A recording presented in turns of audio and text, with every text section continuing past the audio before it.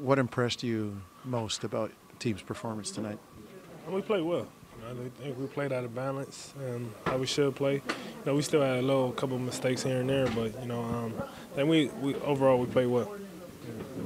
What did you like? What one thing stood out, if you could put your finger on it? We shared the ball real well. Shared it. We didn't care who scored. I think that kept us in a rhythm, especially on the offensive end. And we had active hands on the defensive end. We got a lot of deflections. Got our hands a lot in there. Lou got a couple steals, so we was active on the defensive end. And it's we've talked about it all season, the way the script has been flipped from last year. How much does your offense help your defense this year?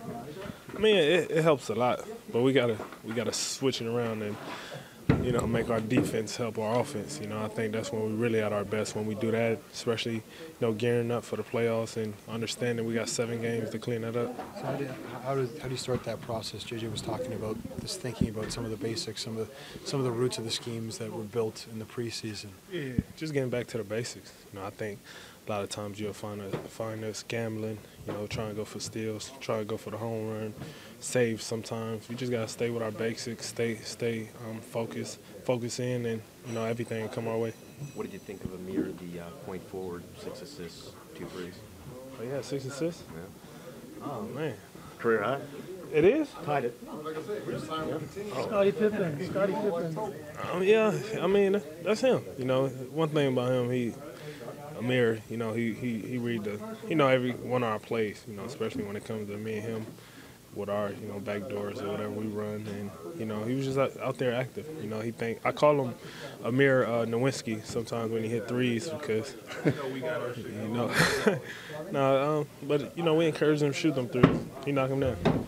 Wiggins has sort of the opportunity this year to learn from mistakes, to play a lot of a team that's rebuilding. You sort of had a similar opportunity to trial by fire playing during your first couple of years.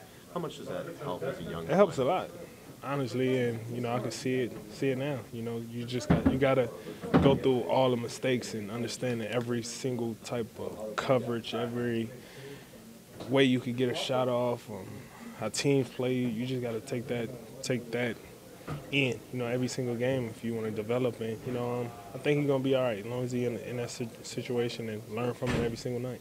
What kind of mood is Kyle in? It's got to be frustrating for him at this point in the season to be sitting on the bench watching. Yeah, it definitely is. But I think he's definitely looking at the bigger picture. As long as he get back healthy before we start playoffs, I think that's all that matters. I think the team also reminding him that too. Do you have to remind him? Because I imagine being as close as you are to him, that you have to sometimes play just to reassure him and be like, listen, don't come back until you're 9. All right, yeah, for sure. Because I was in the same position, and I think even with me, I wanted to come back a little earlier, and everybody was just telling me come back when you're ready, and that's what we had with him.